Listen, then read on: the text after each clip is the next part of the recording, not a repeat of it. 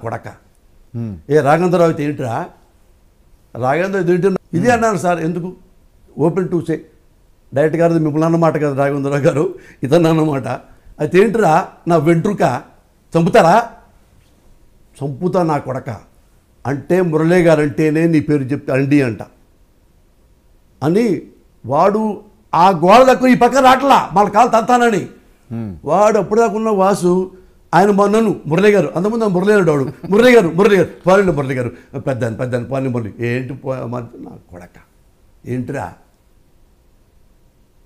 దన్ను తలుపు కొట్టా ఇక్కడ పిఐపీలో బ్యాడ్మింటన్ ఆడుతున్నారు వాడు అందరూ అదొస్తే అది కారు గమగమ పాలించేది కారు వెళ్ళి ఇటు వెళ్తున్నాను అప్పుడు ఒక్క నిమిషం అయిన తర్వాత నాకు భయం వచ్చేసింది ఇక అరే అమ్మా కష్టపడి పరశురాళ్ళ దగ్గర నేను అసిస్టెంట్కి వస్తే పోయింది ఉద్యోగం దుబ్బేసింది ఇక ఇంకెవడు ఇస్తాడు అనుకున్నా కానీ అయ్యో ఇట్లా అనకుండా ఉండాల్సిందే అవి మాత్రం ఎప్పుడు వెనక్కి తీసుకుని నేను మనిషినే వర్మ ఎస్ రాఘవేంద్ర గారు ఉన్నా అనుకోండి రాఘవేంద్ర మురళీ అని ప్రేమగా పిలుస్తాడు నేను సార్ అంట చాలా ఇష్టంగా ఉంటాడు మా అసిస్టెంట్లో నన్నే ఇష్టపడేవాడు మురళి నీ కళ్ళు బలే ఉంటాయి తోడేళ్ళు కళ్ళు నీ షార్ప్గా ఉంటాయి ఇట్లా బాగా నా కాంప్లిమెంట్ ఇచ్చేవాడు నాతో బాగుండేవాడు నేను ఇష్టం అతని దగ్గర పనిచేసినప్పుడు రాఘవేంద్ర లాగా ఉండాలిగా బుద్ధి రాఘవేంద్ర గారు అంత పెద్ద డైరెక్టర్ అయినా సాఫ్ట్గా ఉంటాడుగా అవును ఎంత కూల్గా ఉంటాడు ఎంత నవ్వుతాడు ఈ అహంకారం ఏంటి అంటే మనం ఈ పాసిపోతామని భయం అదే పరశురాళ్ళు కూడా భయం ఆల్మోస్ట్ భయం అండి వీళ్ళు ఏం చెప్తే ఆయన తీసేస్తారో పరశురాళ్ళని అప్పుడు నేను ఏం చేయాలో తెలియక వెళ్తాను పరశురాళ్ళకి చెప్పేసి దండం పెట్టి ఎటు పంపిస్తారు కాబట్టి దండం పెట్టి సారీ సార్ నా తప్పేం లేదు వెళ్ళిపోయి మళ్ళీ ఎత్తుక్కుందాం మళ్ళీ ఎత్తుక్కోవాలి అనుకుంటా ఉన్నా ఏడాదికపోతే పని మెట్లెక్కి లిఫ్ట్ కూడా ఎక్కలా లిఫ్ట్ ఎక్కి అమ్మకమ్మగా వెళ్ళిపోద్ది కదా మెట్లెక్కితో 4వ ఫ్లోరు ఆలోచించుకుంటా ఉన్నా ఏం చెప్పాలి నేనేం చెప్పాలి వెనక తలుపు తీస్తే గోపాలకృష్ణ గారు మిస్సెస్ ఉన్నారు తలుపు తీశారు తలుపు తీసేస్తే నేను అసిస్టెంటే కదా ఎట్టుకోడి సార్ నేను ఊతే ఉన్నారు అక్కడ నేను పిన్నిగారు అంటాను ఆ మేడంని పిన్నిగారు అంటే ఏంటి మురళి అని పిన్నిగారు ఒకటి ఇలా గొడవ జరిగింది పిన్నిగారు ఏం గొడవ అంది జరిగింది చెప్పాడు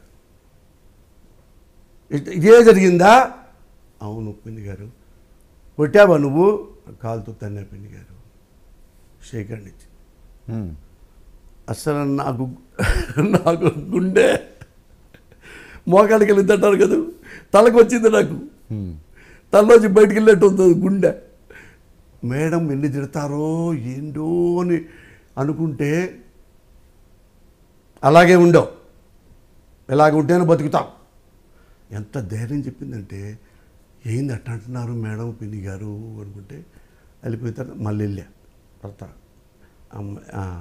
సార్ వచ్చిన తర్వాత మళ్ళీ రా అంటే మళ్ళీ వెళ్ళి ఎక్కడ వెయిట్ చేస్తే మళ్ళీ గోపాలకృష్ణ గారు ఉన్నారు నమస్కారం సార్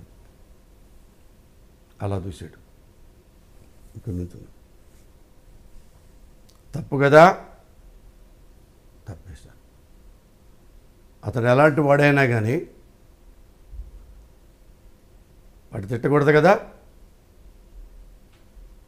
అంటే నేను ఇక గోపాలకృష్ణ గారి దగ్గర మళ్ళీ నేను వాడు కూడా నాకు తిట్టాడండి చాలా అవమానించాడండి ఇండస్ట్రీ నుంచి వెళ్ళగొడతాను ఎదవా ఈ టైపులో అన్నాడండి మరి ఏం అనలేనుగా ఇవన్నీ పిన్ని గారు చెప్పుంటారు సరే వెళ్ళు ఇంకెప్పుడు ఏమనుంటే నాకు చెప్పు ముందు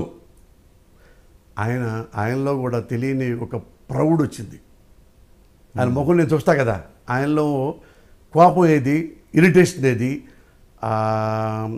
ఆ గర్వం ఉంటుంది చూడు అవును యాక్చువల్గా ఆయన అలాంటోడు ఎందుకంటే వాళ్ళు ఇలాంటి చాలా ఫేస్ చేసి ఉండదు చాలా బరస్ట్ అయి ఉండరు చాలా అవును ఆయన నాలాంటి మెంటాలిటీయే అగ్రెసివ్ కానీ వాళ్ళ అన్నయ్య వల్ల తగ్గి చాలా బాధ అది సఫర్ అయ్యని కూడా ఉన్నాయి వీళ్ళని అందుకని ఎప్పుడు అంటుంటాను నేను పరశురాళ్ళకి అట్లా ఉండకూడదు నేను ఎట్లా ఉండాలి అనుకుంటే ఇది పోయి పరశురాళ్ళకి వేరే రాంగ్గా చెప్పారు ఏదో పరశురాళ్ళకి ఏదో డబ్బులు లేవనట్టు వాళ్ళు పేదాళ్ళు అయినట్టు అని నా మీద చెప్పేవాడు. ఏంట్రా నువ్వు ఇటు అన్నావంట మురళి, అయ్యో నేను ఈ భావంతో అన్నానండి, అది వేరే కథలే. అంటే అప్పుడు నా మీద ఆయనకి అభిమానం పెరిగింది. వీడు అన్నెసరిగా వెళ్ళాడు. ఎందుకు తెలుసుందంటే ఈయనకి, ఈయన మేనలుడు మా యూనివర్సిటీలో చదివాడు. ఓకే. అప్పుడు నేను జనరల్ సెక్రటరీ యూనివర్సిటీకి 2 years గెలిచా. నాకు అందరు చాలామంది ఫ్యాన్స్, నా కొలీగ్స్ కూడా నా ఫ్యాన్సే. వాడు నా జూనియర్, పెద్ద సాయి అంటారు. ఆయన అడిగాడు, ఏరా పోసాని కృష్ణముళ్ళే నువ్వు అనుకున్నాడు ఎంఏ చదివి అంటున్నాడు అక్కడ, నీకు తెలుసా అంటే మా సీనియరే మామయ్య అన్నాడు. సొంత మేనలుడే. అంటే ఎలాంటి వాడు అంటే చాలా మంచోడు మామయ్య, చాలా మంచోడు, మేమంతా ఆయన లైక్ చేస్తాం, చాలా ఫ్రెండ్లీగా ఉంటాడు, మంచోడు చాలా మామయ్య. సర్టిఫికేట్ ఇచ్చేది ఆల్రెడీ. ఓకే. అది ఉంది గోపాల్ గారి మైండ్లో. వీడు అట్టు ఉన్నా కానీ మనిషి మంచోడు, చీటర్ కాదు, ఇట్లా పిచ్చి పిచ్చి వేషాలు వేయడు, ముందు రకంగా వెనక రకంగా బిహేవ్ చేయడు అని ఆ పిల్లడే చెప్పాడు. పెద్ద సాయి అబ్బాయి నా ఫ్రెండే, అంటే గోపాల్ గారి అక్కయ్య కొడుకు. అది గోపాల్ గారికి నేనంటే తెలుసు కాబట్టి ఉండగలిగా. ఓకే మురళి గారు, ఇన్ని సందర్భాలు ఎదురైనాయి మీకు. మీరు అన్నారు కదా డబ్బులు వస్తేనే బలుపు వచ్చింది పోసాను, కానీ అప్పుడు ఏముందో నాగిరండి, జేబులో పావులు వస్తే పినిచి పెట్టుకునేవాడు, పావులు కింద పడిపోయిద్దని. దాన్ని క్యారెక్టర్ ఎలా పోగొట్టుకుంటాం, డబ్బులు పోగొట్టుకుంటాం. క్యారెక్టర్ పోగొట్టుకుంటే ఏమంటే ఒరే లంగాగా ఇట్రా అంటారు. అంటలే అప్పుడు చాలామందిని. అవును, చాలామంది అంటలేదా సార్? సార్ అప్పటి నుంచి ఇప్పటి వరకు సుదీర్ఘంగా 35 సంవత్సరాల ఇండస్ట్రీతో మీకు అనుభవం ఉంది. ఆ తర్వాత ఏదో ఉద్యోగాలు చేశారు, బాల్యంలో చాలా ఇబ్బందులు పడ్డారు. సో ఈ ఎంటైర్ ఎపిసోడ్లో ఎప్పుడైనా ఎందుకులే నేనే కాస్త మారితే బాగుండు కదా, ఎందుకు ఇవన్నీ కూడా మనకి, అది రేపు ఏమైనా ఇబ్బంది అవుతుందేమో, నా కెరీర్ పోతుందేమో అని చెప్పి, కరెక్ట్ సింక్ అవ్వట్లేదేమో అని చెప్పి భయపడిన సందర్భం, ఆలోచించిన సందర్భం, మార్చుకుందాం మన మనస్తత్వం అనే ఆలోచన ఎప్పుడు రాలేదా ఇన్ని సంవత్సరాలు? ఎప్పుడు రాలా. దేనికి, ఎందుకంటే అంత బలమైన కారణం? బలమైన కారణం ఏముంది, నేను ఇలా బ్రతకాలి, ఇలాగే బతుకుతా, లంగా పనులు చేయను, పక్కలేసే పనులు చేయను, బ్రోకర్ పనులు చేయను, చీటింగ్ చేయను, కబ్జాలు చేయను, ఫిట్టింగ్లు పెట్టను, నేను బాగుండాలి, మా కుటుంబం బాగుండాలి, మా అమ్మ నాకు నేర్పింది ఇది, మా అమ్మ చూసి నేనే ఇలాగున్నా అలాగే. అంటే మా అమ్మ కూడా ఎప్పుడు ఏ తప్పు చేయదు. అన్నం లేకపోయినా సరే ఉన్నంట్లో తనే నోటు అన్నం పెట్టి పుడుకోబెట్టేది తప్ప, మా అమ్మ ఆ పక్క అప్పుకి వెళ్దాంపా, ఈ పక్క అప్పులు చేద్దాం, ఆ ఇంట్లో పచ్చడి కొనుక్కొద్దాం, ఈ ఇంట్లో పందారు తెచ్చుకుందాం అని ఏం లేదు. ఉంటే తింటాం, లేకుంటే లేదు. అంటే కష్టాలు ఉన్నప్పుడు కాంప్రమైజ్ అవుతారు కదా సామాన్యంగా. లేదు, నాకు ఎప్పుడు లేదు. అది మా అమ్మది. మా అమ్మ చచ్చిపోయేదాకా కాంప్రమైజ్ అవ్వాలి. చచ్చిపోయేదాకా ఎవ్వండి. మా మేనత్తకి ఆస్తులు ఉంటే పిల్లలు లేరు వాళ్ళకి. నా శాసనం అంటే మా శాసనం నా ఇంటికి వచ్చి నా ఇంటి ముందుకు వచ్చి నాతో మాట్లాడితే ఈ ఆస్తి మొత్తం దాన్ని రాసిస్తానంది. మా అమ్మంది అదంతా దాని ఆస్తి అంతా అక్కర్లా అని పూరి గుడిసెలో ఉంది మా అక్క. మా అమ్మ. మీరు ఎంతమంది అండి? మీ నలుగురు, ఒక అక్క, ఒక తమ్ముడు, ఒక చెల్లి, నేను. మీరు సెకండా? వాళ్ళందరూ అప్పుడు ఓకేనా? ఇప్పుడు వెల్ సెటిల్డ్? ఇప్పుడు అందరూ బ్రహ్మాండం, అందరు బాగున్నారు.